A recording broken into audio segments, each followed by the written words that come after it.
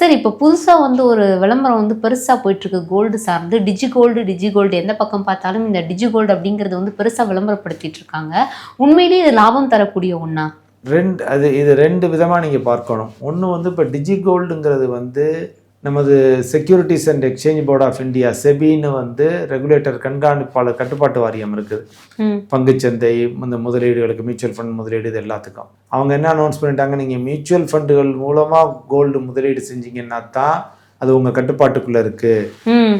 வேறு நபர்கள் மூலம் வேறு நிறுவனங்கள் மூலம் நீங்கள் முதலீடு செஞ்சுட்டு அது தொலைஞ்சு போச்சுன்னா எங்கிட்ட வந்து கம்ப்ளைண்ட் பண்ணாதீங்க, ஏன்னா நாங்கள் அதை கட்டுப்பாட்டு வாரியம் கிடையாது, அதனால் நீங்கள் கோல்டில் முதலீடு செய்யல, பார்த்து முதலீடு செய்யுங்க அப்படிங்கிற. ஸோ நிறைய பேர் ஏறுதுன்னு போய் வாங்கிட்டாங்க. பட் என்னென்னா அது 3 வருஷத்துக்கு அப்புறம் அதுக்கு ஒரு லாக்கர் சார்ஜ் போடுறாங்க, ஹோல்டிங் சார்ஜஸ், டிமெட்டட் சார்ஜஸ், ஸ்டோரேஜ் சார்ஜஸ்னு போடுறாங்க, அதுக்கு ஜிஎஸ்டி போடுறாங்க. ரெண்டாவது அந்த நிறுவனம் 5 வருஷம் 10 வருஷம் கழிச்சு இருக்க போகுதா அதுவும் உறுதி இல்லை, உத்தரவாதம் இல்லை. மியூச்சுவல் ஃபண்டுகள் எப்பொழுதும் இருக்கும், அவங்க தப்பிச்சே போக முடியாது. ஸோ அதனால அந்த டிஜி கோல்டெல்லாம் போடையில் எதவா கொஞ்சம் பார்த்து போட்டுக்கோங்க, அவ்வளோதான் நான் சொல்லுவேன். அதில் போடுறது கொஞ்சம் ரிஸ்க் தான். ரிஸ்க் டெஃபினட்டாக டு சம் எக்ஸ்டென்ட் எஸ்.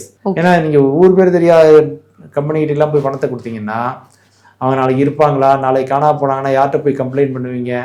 இப்போ இங்கேன்னா மியூச்சுவல் ஃபண்டில் போட்டிங்கன்னா செபிகிட்ட போய் கம்ப்ளைண்ட் பண்ணலாம். அந்த நிறுவனங்கள் ஓடவே ஓடாது, ஏன்னா அந்த நிறுவனங்களுக்கு லைசன்ஸ் கிடைக்கிறதே அவ்வளோ கஷ்டம். பெருசு சாதாரணமாக ஒரு ப்ரைவேட் லிமிடெட் கம்பெனி ஆரம்பித்து யார் வேணாலும் டிஜி கோல்டு தரணும்னு அட்வர்டைஸ்மெண்ட் கொடுக்கலாம். சார் கண்டிப்பா சார், ஒரு 5 ரூபா கூட நீங்க போடலாம் அப்படின்னு அது சார்ந்த ஒரு விஷயம் வந்து பெருசா விளம்பரப்படுத்தப்படுது. பார்க்கும்போது நமக்கே எல்லாம் ஓரளவுக்கு இது தெரிஞ்ச நமக்கே பரவாயில்லையே நல்ல விஷயமா இருக்குன்ற அளவுக்கு யோசிக்க வச்சிடறாங்க. 5 ரூபா 10 ரூபாய்க்கெல்லாம் நீங்க கோல்டு வாங்கி என்ன வாங்கி கிராம் 15,000 ரூபா 12,000 ரூபா 14,000 ரூபா விற்கல.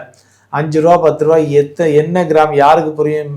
0.0002 கிராம்னா 5 ரூபா 10 என்ன புரியுது, என்ன கால்குலேஷன் வருது? மக்களும் போய் போடுறாங்க. அதை பணமெல்லாம் பார்த்து கொஞ்சம் ஜாக்கிரதையா இருந்துக்கங்க, அவ்வளோதான் நான் சொல்லுவேன்.